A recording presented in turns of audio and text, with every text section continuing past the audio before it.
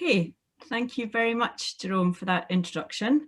I'm Jill Pritchard, and as Jerome said, I'm the Interim Housing LIN Coordinator for Scotland.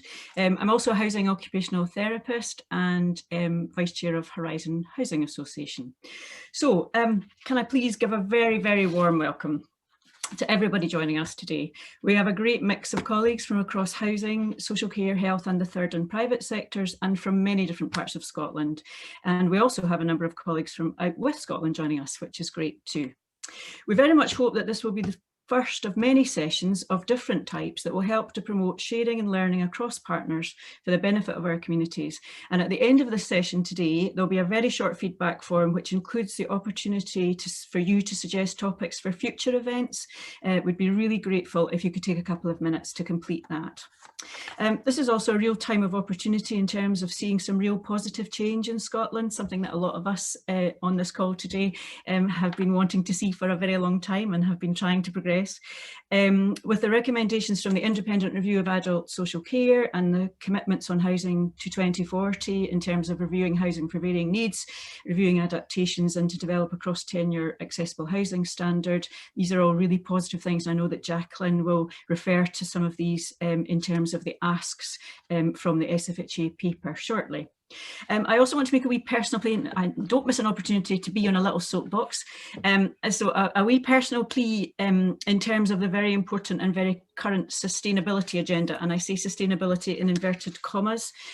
My personal view is that the sustainability agenda needs to be wider than just the zero carbon agenda, because I think that's what most people think when they hear sustainability in these current times. It really needs to include the whole inclusive living agenda for me. If we're not building and retrofitting our homes to inclusive design standards, then we're not truly working towards real sustainability. Anyway, that's maybe a topic for a future session, but meantime, it'd be great if we could all maybe take that on board and think about that when we're in discussions with within our own organisations and with our partners. So a big thank you to our speakers and to all of you for giving us your time today. This is such an important topic. I don't need to remind people about the fact that COVID has highlighted something that many of us on this call today already knew: the huge importance of our homes and our communities and social connections. In particular, there's been a very bright light shone on the options for us in terms of our housing as we get older. And as a colleague of mine always points out, we are all stakeholders in ageing, and some of us a wee bit further down that journey than others. But indeed, many of us will have older relatives who have experienced challenges in finding housing and support options to meet their needs. I have 3 friends right now who are grappling with challenges around keeping their parents living within their homes and communities, and that's in 3 different places in Scotland, and the options are not brilliant, I have to say. Now, that's not to say that there aren't lots of examples of good practice, and we're going to hear some of them shortly, but there's still a ways to go. So this paper from SFHA is very timely, both in terms of the above things that I've just talked about, and including the challenges that our care homes and their residents have faced over the past 15 months or so, but also in terms of where we are in our integration journey here in Scotland. And we very much hope that by sharing experiences and examples that we can support colleagues to work together in partnership in their local areas to increase the range of options for their communities and to learn lessons from existing approaches. So I'm delighted to welcome our 3 fabulous speakers. Firstly, we have Jacqueline Norwood to talk to the original SFHA paper, and then we have perspectives from firstly Angela Curry, who's Chief Exec of Hanover Housing Association, and then Paul Short, Service Manager from Fife Council Housing Services.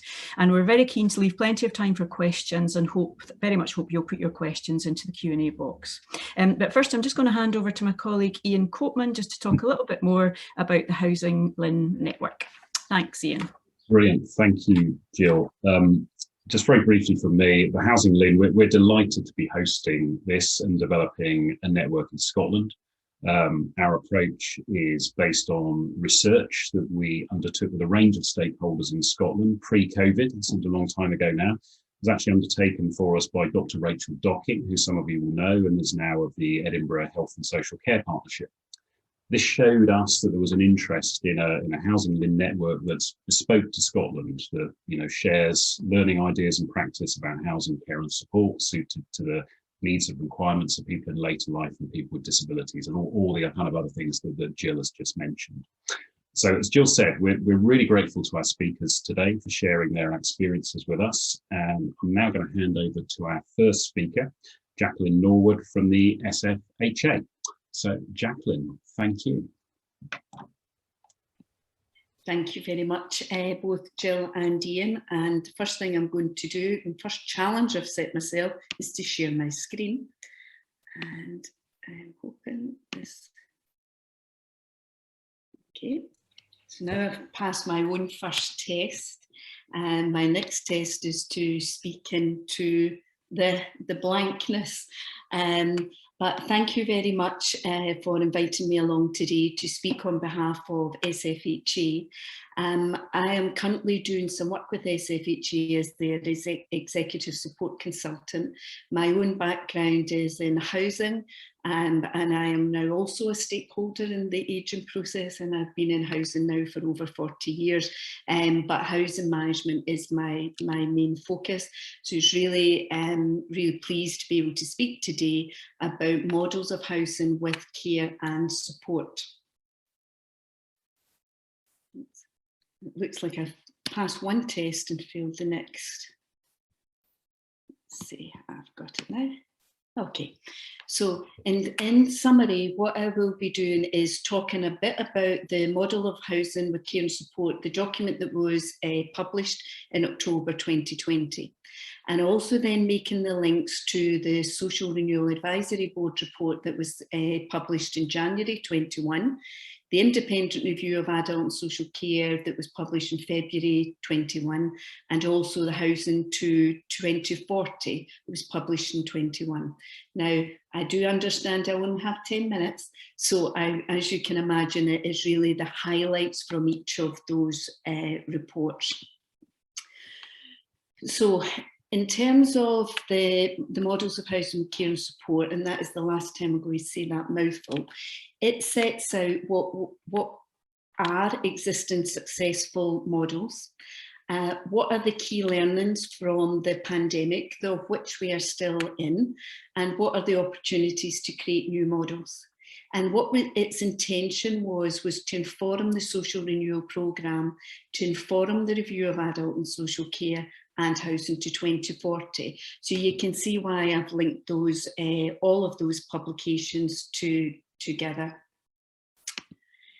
In terms of the context, why are we talking about social landlords? Well, in Scotland, social landlords own over 600 or have connections with over 600,000 households. What I'm not going to do today in terms of the presentation is give you all the reference documents and the supporting documents.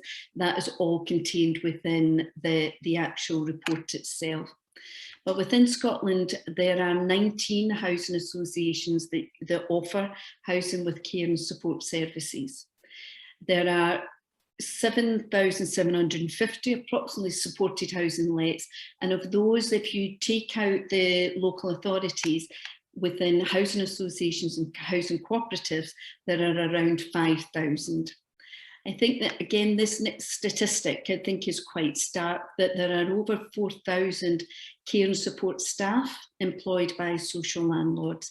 Again, just to be clear, social landlords are councils, housing associations and housing cooperatives. Social landlords completed over 25,000 medical adaptations.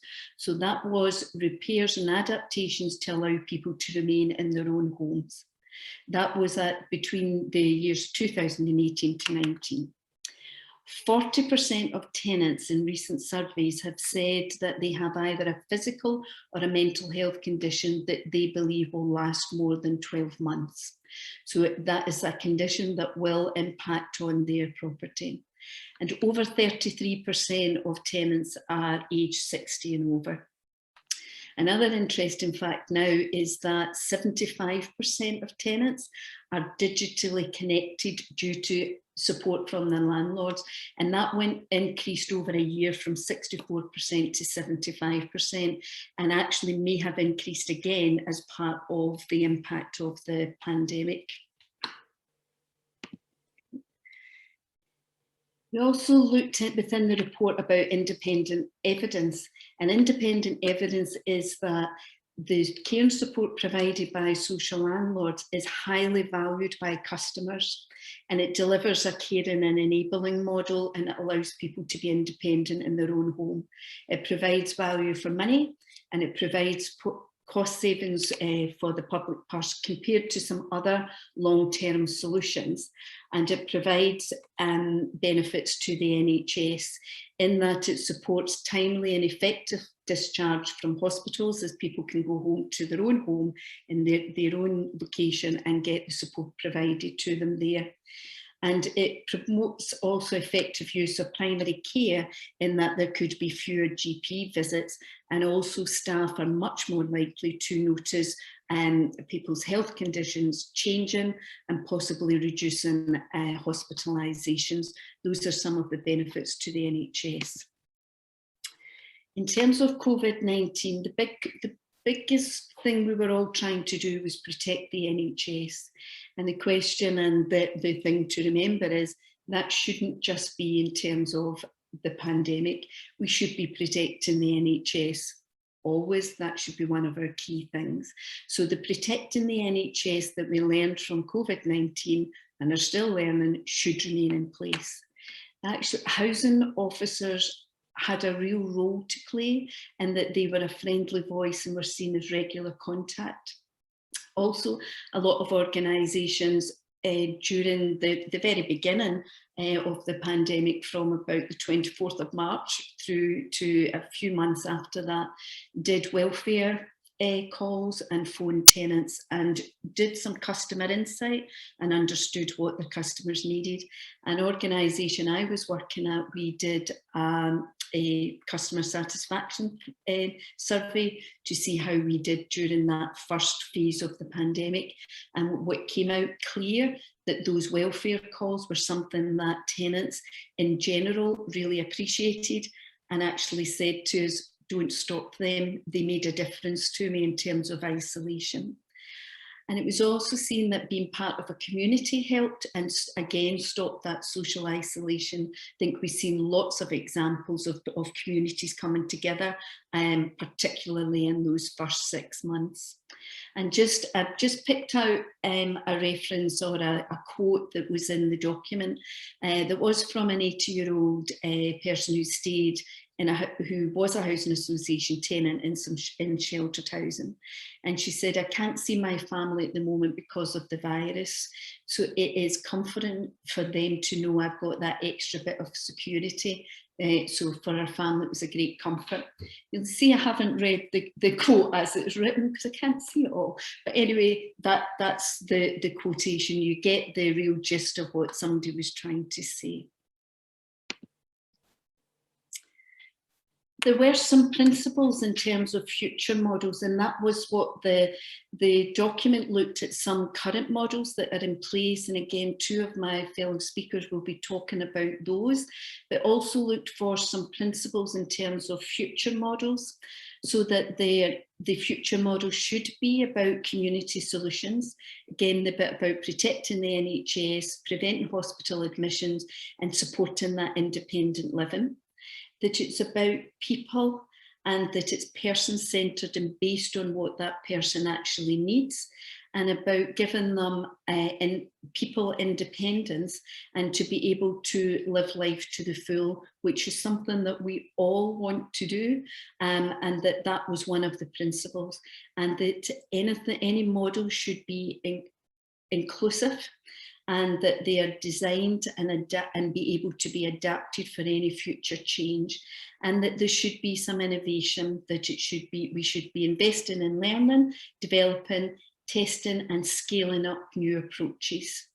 And that pace is something really important, that we begin to be able to scale up things quickly.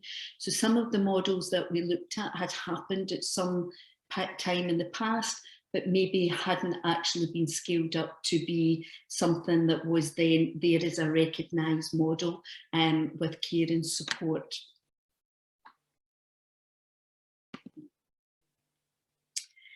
And again, there are some examples, and don't worry, although all my slides are very wordy today, which is not normal, but that's because of the way we're doing the way we're having to do things now, all in video, is to help me to remember things. So I'm not going to go through each one of these. Angela will be talking about step up, step down models at Hanover. I think the one that I would pick out here is in terms of the supported accommodation, which can allow people to come out of long-term care and actually go into their own tenancy and do all of those principles that we've just mentioned about innovation and independence, and stay in places they would like to stay. So that's all of that there. Again, a very wordy slide that I'm not going to go into all of that, but the document did have some key asks. And the key asks were about, over the next 5 years, that we look at the Commissioning for Old and Disabled People and to identify what housing technical solutions, so that there are solutions there for people, that we have a programme that delivers across sector, and that there's a collaboration across government, so that, again, it's just to say that people don't work in silos, that we do all work together, and the integration joint board retain and increase housing support funding. I'm going to pick out the review of housing for varying needs, and that's about the design guides for actual properties. And the reason I'm going to pick that up is that you will begin to see that coming through in the other documents. But again, I think another key one is about the programme of work with industry providers of products that can allow people to be independent in their own homes.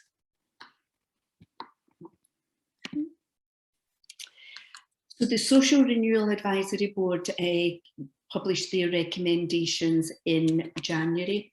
Again, not to go through all of them, but I think the title of their recommendations is really, really powerful. If not now, when are we going to do things? And they split it into 3 areas, which is around place, 20-minute neighbourhood. Again, that's picking up in that social isolation and people having access to all their services within that 20 minutes. And that communities, actually, we begin to support community capacity and resilience. Again, the bits about housing, reviewing the design standards, and that's that designs for varying needs. So again, that allows people to stay in their own homes, and we address the shortfall in medical adaptations, but more importantly, streamline the system and maximise the investment that is going into adaptations. So there you can see some issues that appeared in the first document now coming back again. So some of our asks being there. The independent review of adults and social care, which was published in February, again highlighted that emphasis on joint working, that housing is a key priority area in terms of working together, the role of technology. And again, we've seen that technology is in some of those models of care and support. And again, better use of adaptation and the housing for varying needs. So again, a lot of the themes are beginning to be repeated. And now finally to housing to 2040, which in some ways, in the way I consider my own age, I thought was in 40 years' time. I've now obviously had a good word with myself and know it's in 19 years' time. So within the next 10 years, there will be 100,000 new homes, but those new homes have to be suitable for all. That the social homes that are built through the affordable supply will be from 21-22 digitally enabled, so that to be able to allow that technology. And I've just picked out 2 quotes. One is, we will take action to make housing and places work together seamlessly, so that you can live in communities that meet their needs and support their health and well-being, which again is one of the key asks now coming through. And we will take action so that our homes support those with long-term conditions and disabilities, and everyone who can and wants to is enabled to live independently in their own home. So again, you can see from October, you can see some of those asks coming through in those other documents. Thank you very much for allowing me to share that document, and the document is available for everybody to be able to read, and as I say, see those sources and information. And thank you very much. Again, seems odd just thanking my blank screen, but thank you, and I'll stop sharing now. Thank you. Brilliant, Jacqueline. That's fantastic. Thank you very much indeed. I'm conscious of our time this afternoon. We're on quite a tight timetable. So if it's okay, Angela, I'll hand straight over to you, and you can take us through your slide deck.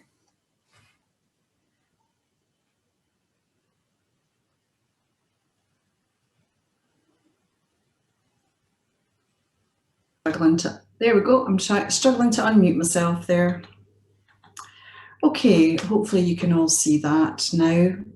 Great, thank you, Jerome. Can you can't see all the people that I can see on my screen, can you? You can just see my presentation, yeah? Yes, yeah, we can see your presentation, yeah. Sure, okay. And we see you too. Yeah, okay. Okay, so thanks for inviting me along to such an interesting event this afternoon. And one of my first speaking gigs, I suppose, having a new job with Hanover. I suppose that's a little bit of a caveat that the development I'm talking about this afternoon, I haven't even been to visit yet because of COVID. I'm really looking forward to doing that. But it's been around in Hanover now for 5 or 6 years, so, and you know, a much reviewed development, but it's a really interesting model. And when I was trying to think what I would call it, you know, it's not labelled in Hanover as a particular type or model, and it would be interesting to hear when we get to the end of it what you would call it, because when you look at the SFHA report, for example, you know, it's not quite covered in any of the normal models that we talk about. So this is in Forres, which is up near Inverness, quite obviously a very rural area. Just worth mentioning, Hanover is a social housing and care provider for older people generally in Scotland, 5,000 homes, has homes the length and breadth of Scotland. So a really diverse organisation. It has all types of models. So it has general needs right through to housing with extra care and everything in between. So quite an interesting variety of models and service types to manage. So this particular development is called Varus Court, and built in 2016, as I said, in partnership with NHS Grampian and obviously the HSCP, which is part of Moray Council. So a real partnership approach.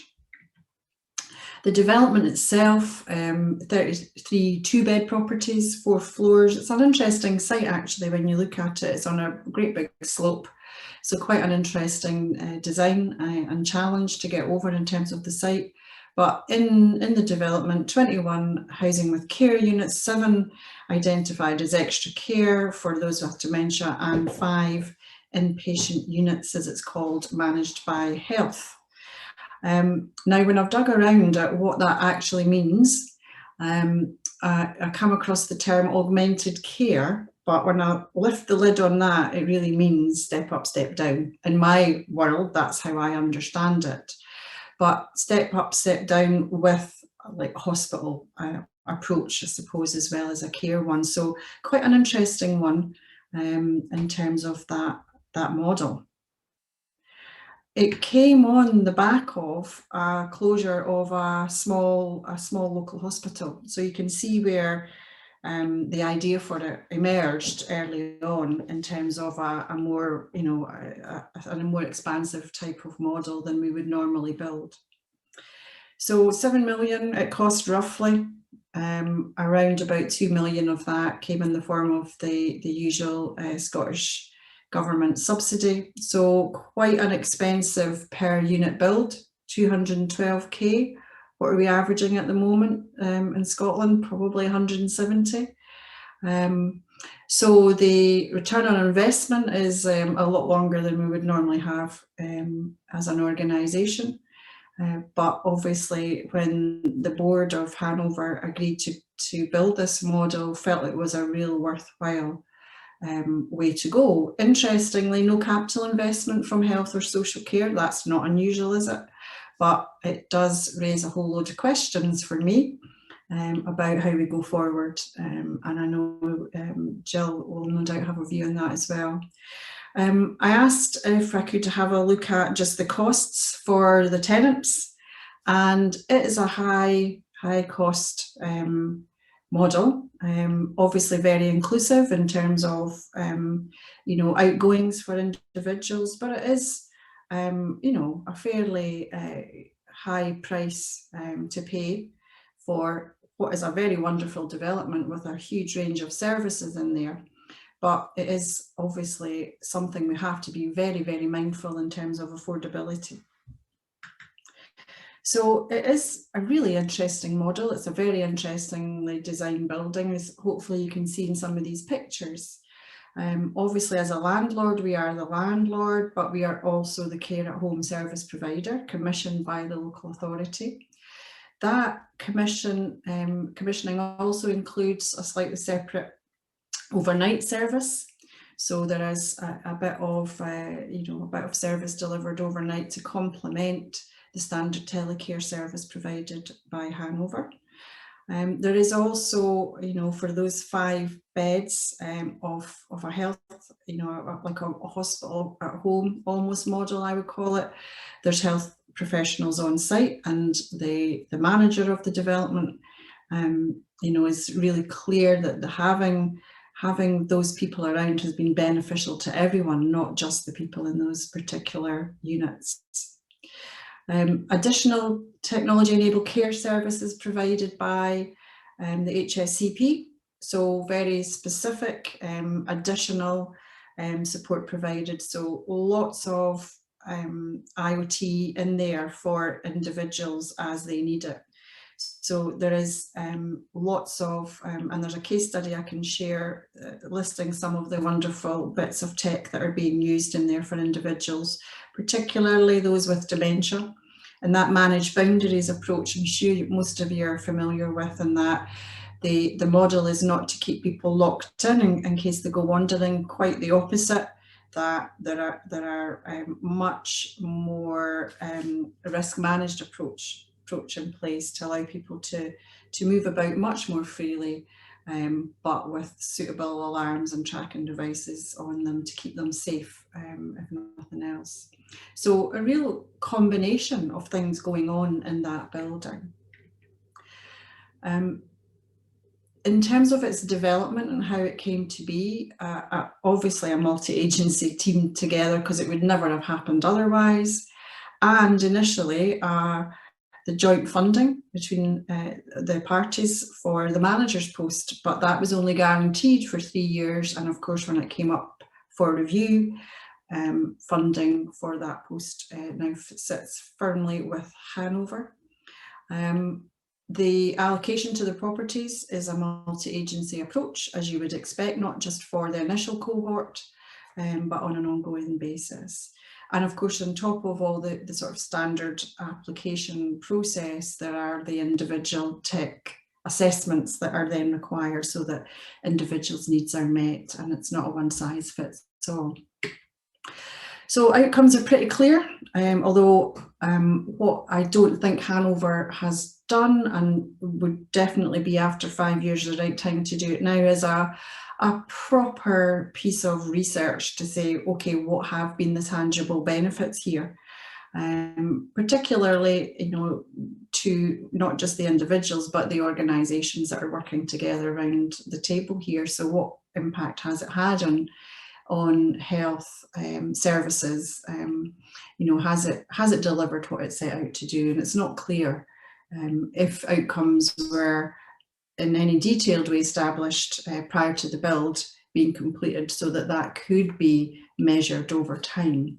But clearly there to meet a need that no longer existed in the community in terms of a hospital, and there to avoid hospital admissions with a step up option, but also the step down. So anyone who was ready to leave hospital but needing a little bit of care and support for a while could use that facility.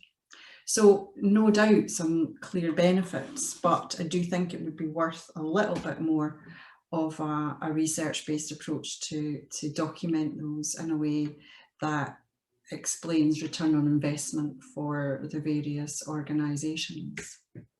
So learning points, it's a really interesting one because I think COVID is starting to change the landscape for that development a little bit. So great alternative to a hospital, obviously, in that model. It's slightly different from a care village approach, where you assume that people come into general needs, then maybe into sheltered, and then maybe into the care home residential type service provision. For this, the people who come into those step up, step down beds are there on a temporary basis. So it's not a natural step ladder approach. So that's a slightly different way of organising that kind of model. So that's an interesting one. So meeting a need, I think at the time, rather than potentially looking at that long term.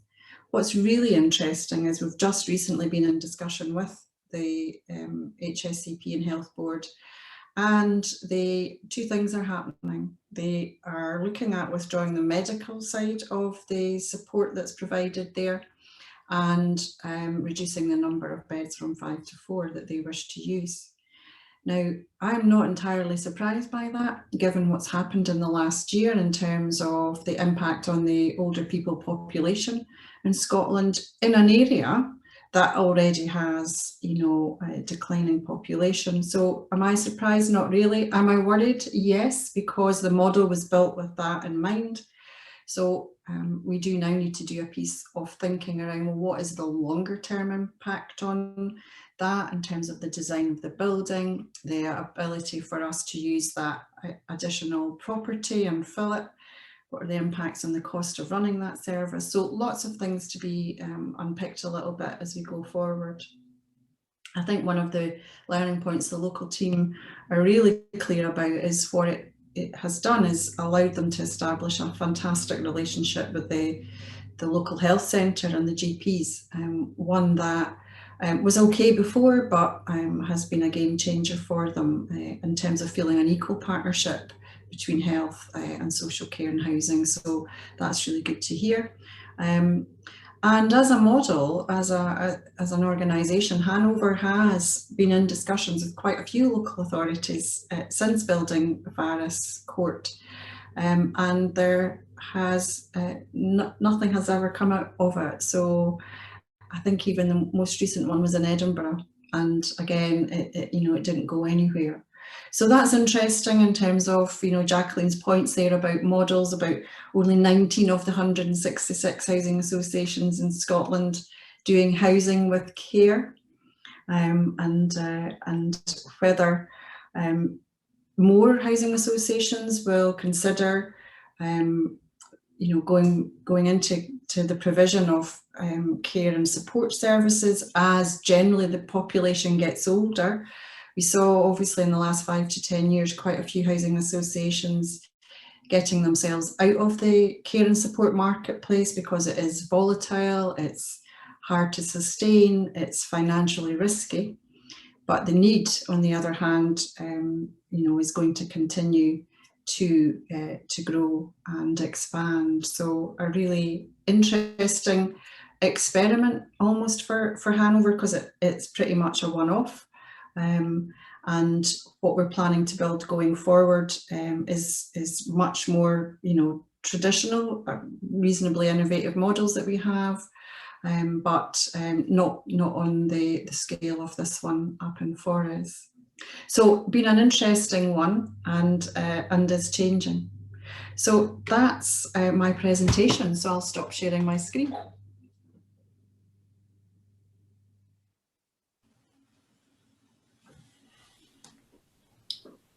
Brilliant. Thank you very much, Angela. That was great.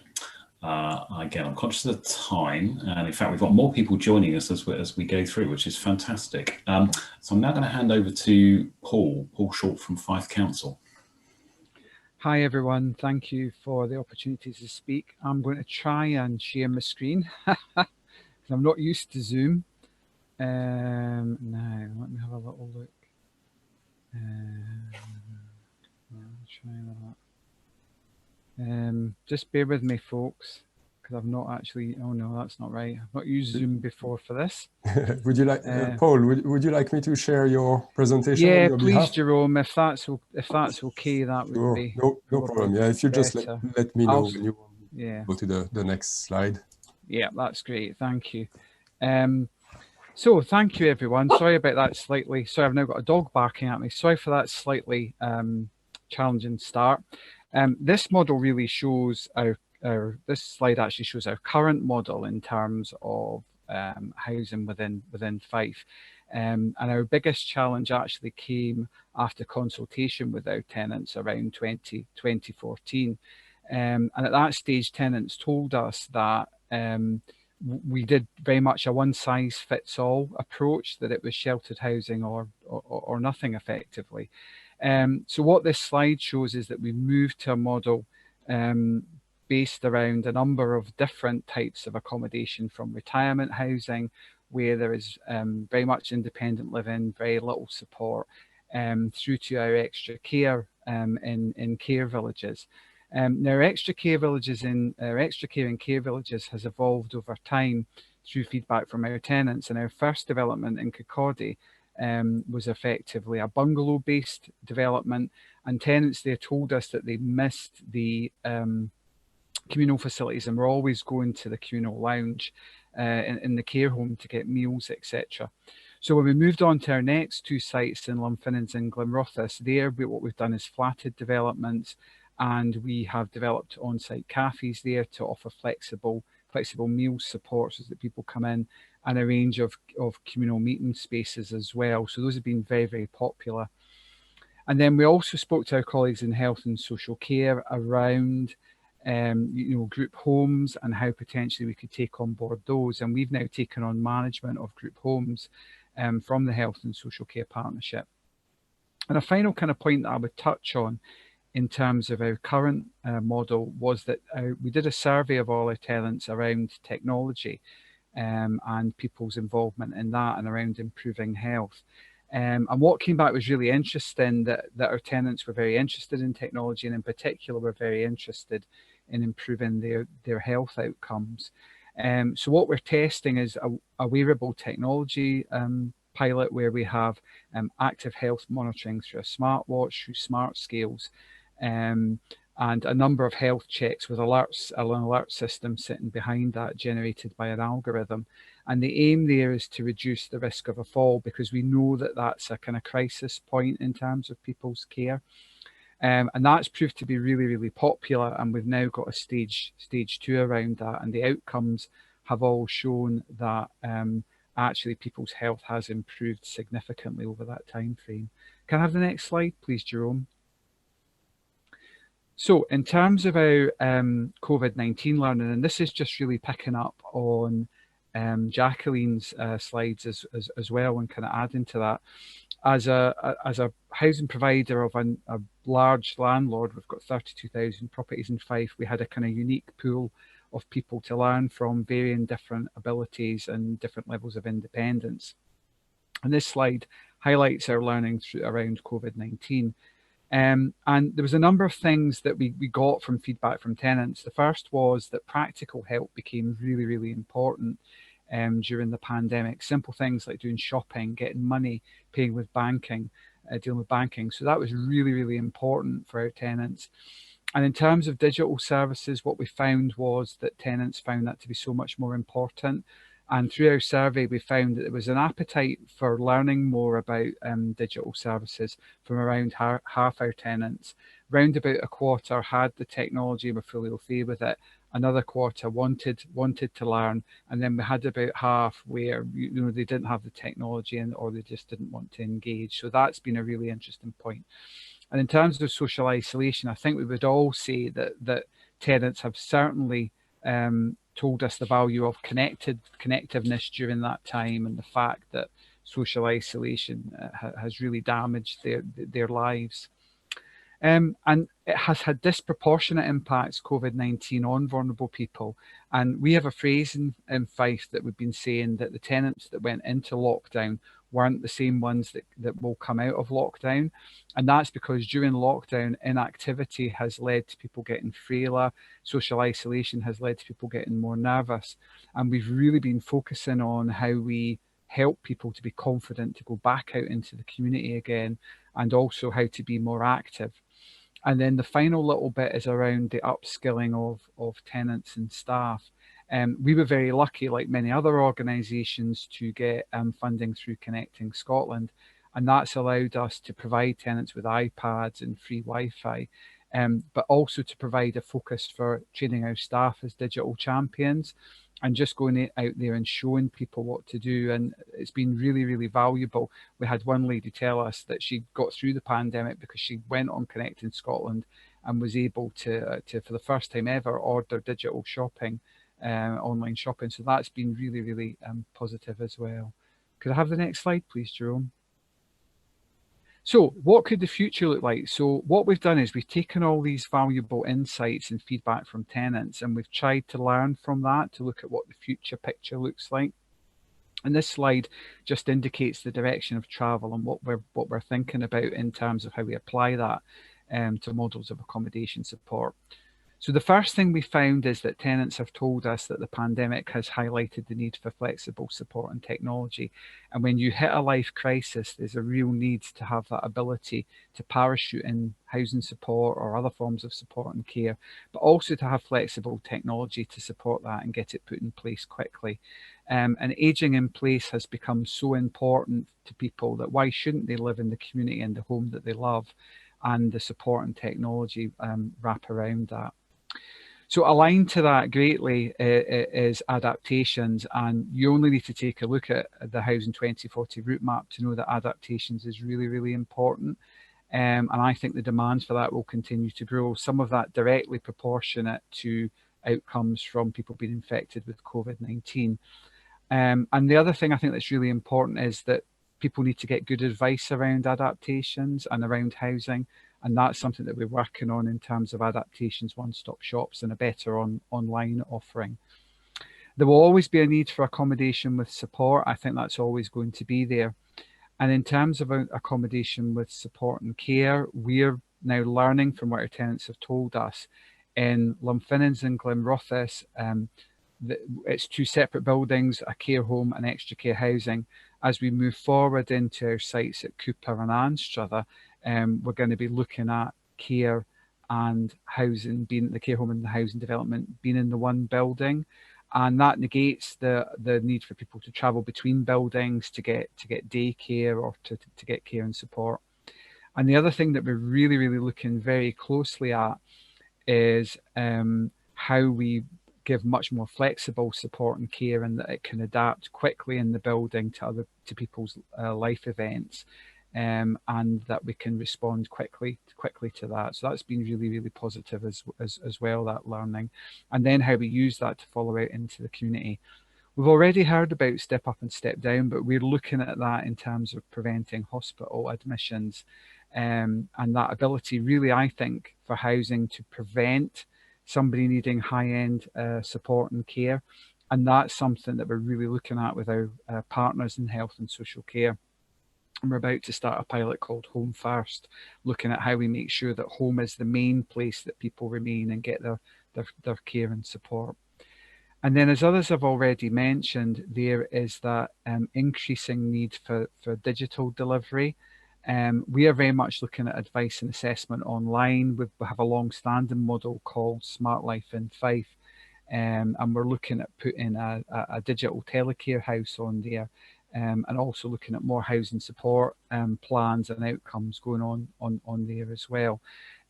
But we operate in a challenging environment, and I think COVID-19 has given us a lot of good learning opportunities, and it's really helped to push us all as landlords and service deliverers to think more independently.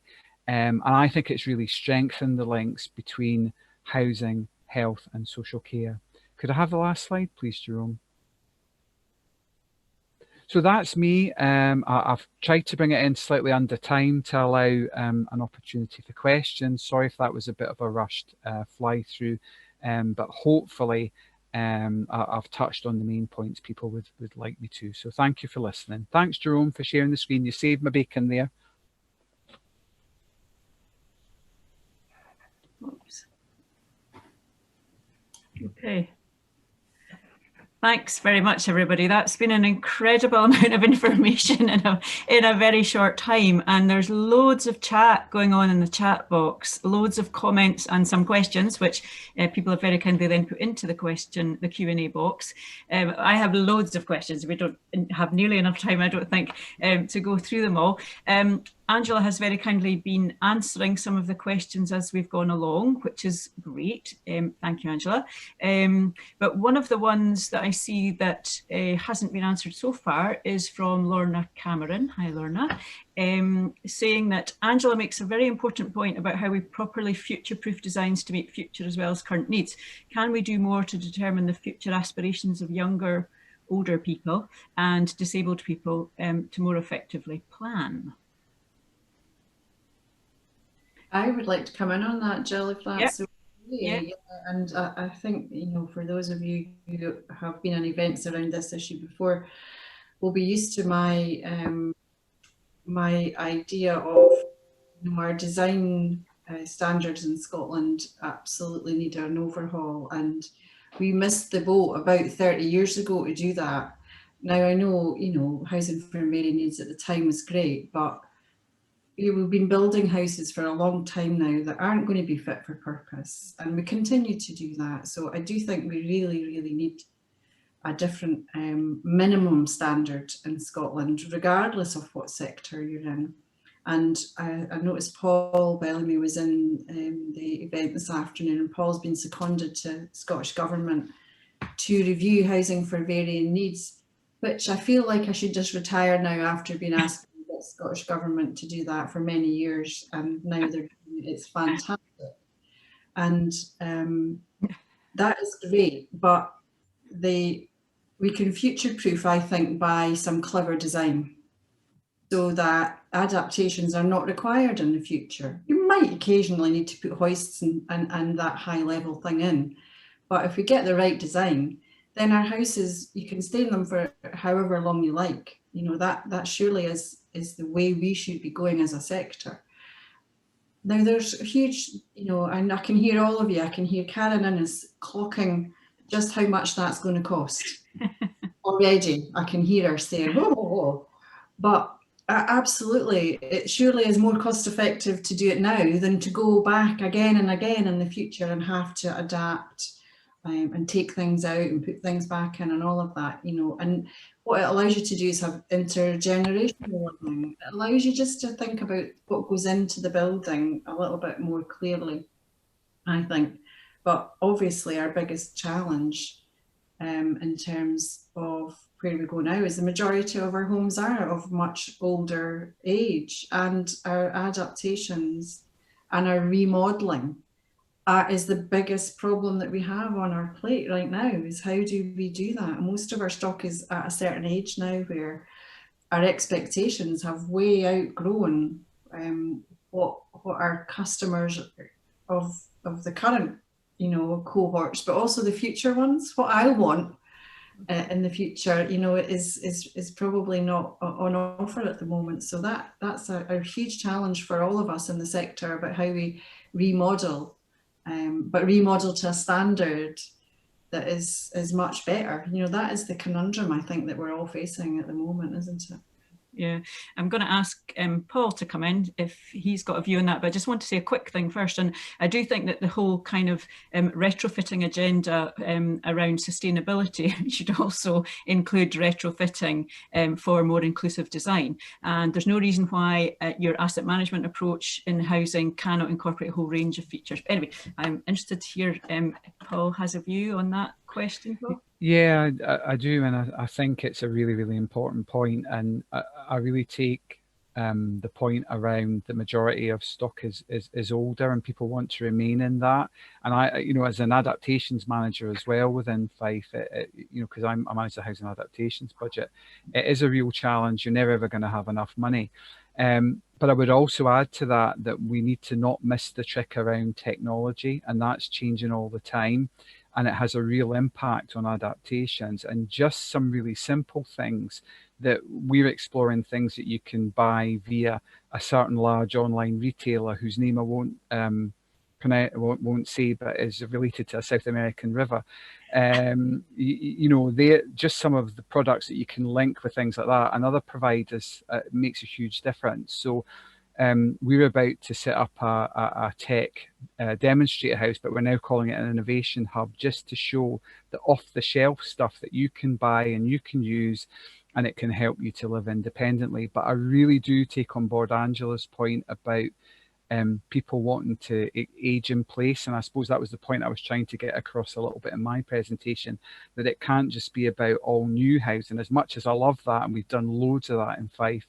And I think it's world class what we've provided, but and looks like Hanover's stuff is like that as well. It's great as well, world class as well. But I think it's also about how we enable people to age in place with that very flexible support and flexible technology, and that's the challenge for us. But let's not underestimate the scale of the challenge, and it's a brilliant challenge to have.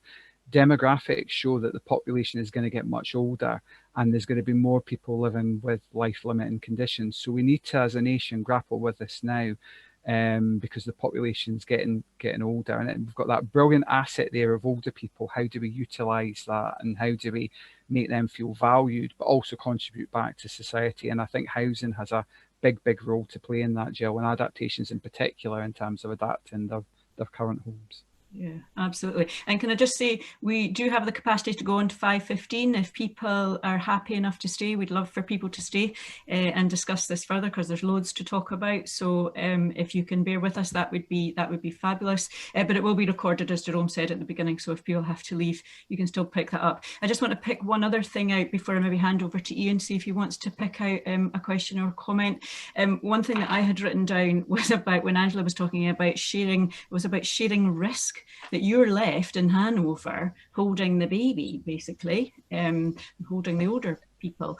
And there's a question from Eileen McMullen about, do you think if there had been capital investment from health, it could have had a positive effect on rent affordability? But I suppose my wider question is, and I've seen this written in some strategic housing improvement plans, that the housing are not going to build unless they get some help from health and social care. So Angela, do you want to go first on that one? But others can obviously come in. Yeah, isn't that interesting? That still this day, although we've got housing contribution statements and all of that and built into our strategic planning process, there is no extra money coming into the system at the moment, other than, you know, that direct funding route in terms of the subsidy from Scottish Government. So I think we'll always be tinkering around the edges in terms of what we can afford. If we don't get, you know, a little bit of a joined up approach in terms of that capital funding. But it's hard to see how that is going to happen, because even, you know, the Feely Review doesn't go anywhere near that, for example. Doesn't seem to be anyone banging that drum. Mm. Housing can bang the drum all it likes. Nobody will really listen, because we don't hold the big purse strings. So, you know, I don't feel optimistic that that will change in the near future. Okay, thanks, Angela. Jacqueline, do you have a view on that from your SFHA perspective, or your own perspective? That was one of the questions was from one of my SFHA colleagues there. So thank you. I actually wanted to pick up, I'm sorry, I do these things in the wrong order. I did want to pick up on the last comments, if that's okay, rather than this one. I just wanted to make the point, and Jill, you know this about SFHA and working in collaboration, have published an inclusive living toolkit, which is to allow people, you know, to think about what they're doing in terms of properties. And we have got, there are 23 organisations that have signed up to be ambassadors. Now, on one hand, you go, that's good. And then you say 23 out of 160. So I suppose on the other hand, you say, where are the rest of you? And that is something about making properties that people can stay where they want to be. And the only other comment I wanted to make about there is about the investment in terms of adaptations, that we have to be getting much better about doing that. So, and I think your point about anything that we're doing for 2032 in terms of zero emissions, actually let's make those properties, if we can, completely suitable for everybody. So that was I was much more comfortable with that question than in terms of capital investment, and I think Angela answered that one very well. So thank you. Thank you, Jacqueline. And sorry for not coming to you in the last question. That's okay. Paul, how have you managed to get money out of health and social care, or have you? Well, actually it's kind of the opposite way around, that in terms of helping our colleagues in health and social care actually complete buildings, they had a bit of a shortfall in funding in some ways. So we then came in and said, look, we'll share costs, we'll share the building with you. So it's been in essence to help out. And I think cost sharing you know, is really quite important, and I think that's been a big advantage to us. So our Cooper and Anstruther buildings, and our site at Methil as well, they're all very much shared costs. Methil's an interesting case in that it's not just shared between housing, health and social care. Education are also on the site as well, because we've got an early year. So our shared facility in Methil and our Kirkland site, which is getting built as we speak, it is going to be an early years nursery, a shared space in the centre with cafe and meeting rooms for tenants, and the bungalows round about. And then there's going to be the residential care home. So there's three-way cost sharing on that site. And it in Fife, it kind of comes out of necessity that to meet our aspirations, we all need to pitch in and we all need to share costs. So it's been a very successful model, and it's helped us drive down costs across sites. For instance, we took kind of strange decisions around, well, you know, if there's cafes needed for the site, we'll run them. So I'm now the owner and landlord of cafes, which I never thought I would ever do. But for instance, at our Lunfernin site, we provide the cafe for the whole site. So workers from the care home before COVID popped in and got their coffee and their lunch with us. And we've utilised that as a mechanism of offsetting some of our costs. So I think necessity's been the master of invention. I think that's the phrase I would use, in that to actually make funding stretch and meet our aspirations, we've had to work together. And you know, we've talked to one or two local authorities about that, and tried to share that experience, that actually it's about selling the benefits of working with housing organisations, and that we bring different funding streams to the table. You know, but our joint sites have been great. There's great working with health and social care, and my job's very much about being aligned to them, and to make sure that we are developing that partnership and that shared resources.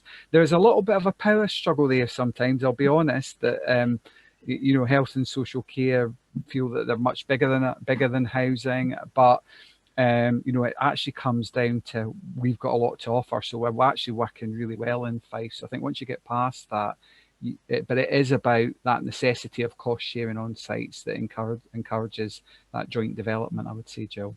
Yeah, that's great. Thank you very much.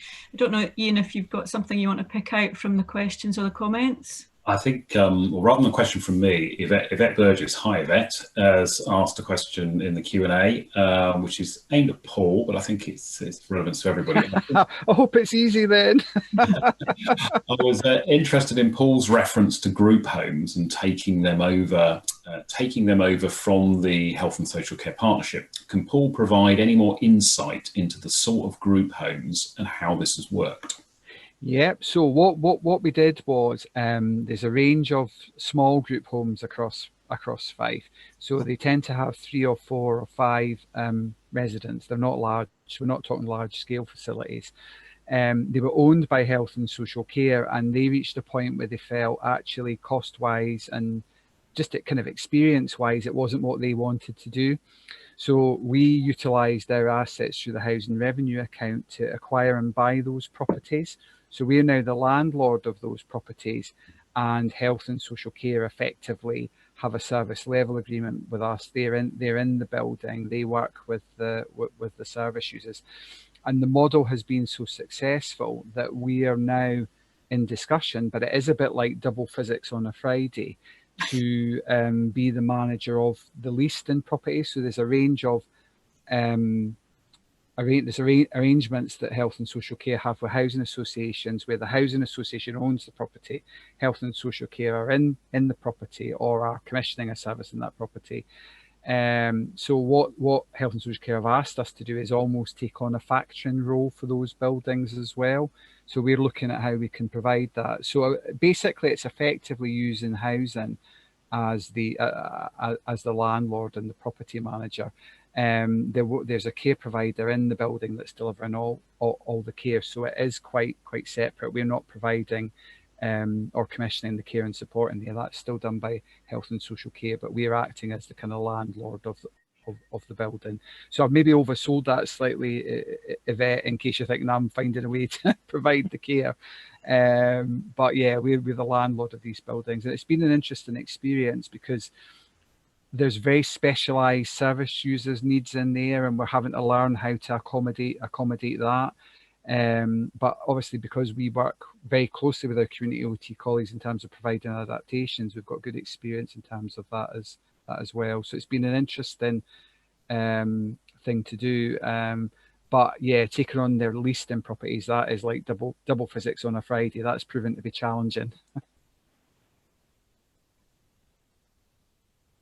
Thanks, Paul. Anything else you wanted to pick up on, Ian, just now? I think just the final point from me was I noticed that Lorna's put a question which refers to kind of scaling up, and Angela put that, as a sort of, I suppose, a sort of poser at the end of her sort of presentation about, we've got this fantastic scheme, Varus Court.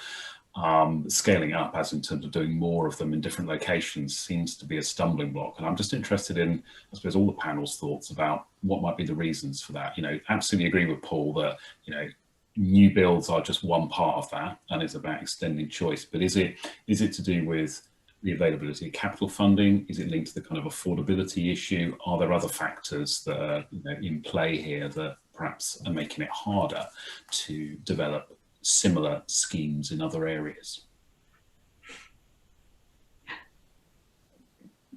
I don't mind pitching in. I think from a development perspective, I think there is an assumption that they're pricey models, the current subsidy levels on average won't support them, so what's the point in going there? So I think some RSLs are probably almost frightened of it, or feel that it's not worth going down that road and putting all that effort in to find partners to put these models together. And you would be better building a bigger general needs development, and that's a safer, less risky route to go, isn't it? So I do think that there's probably still a huge amount of managing risks and boards' appetite for these things that influence, whether housing associations in particular. I think it's very different for local authorities, but for housing associations, then it's not that appealing in a lot of ways. Yeah, just that's what I was actually going to say. It's about having the willingness of people to collaborate together to do something at the pace that's required. But I think that risk factor is a big bit of that, but I think it is that working together. So even within your housing organisations, you've got the different departments looking at having different sort of outcomes that they're aiming for. Whereas if you have, so you can do a development, as Angela's saying, with general needs, and think, well, we can do things after it and do that quicker than actually sitting down and properly planning out what the development or what the model is going to be, where's the care and support coming from, who's paying for it, what's the impact on affordability. And by the time you do all of that, you could be so far down the line, and speaking to the local authorities about making sure that you can build for that and there is a need for it there.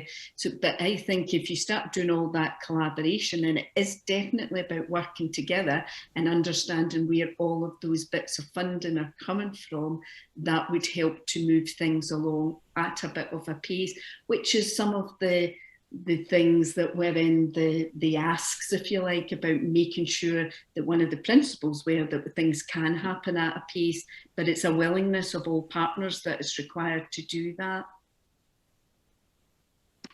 Thanks, Jacqueline. Paul, do you have any final words on that?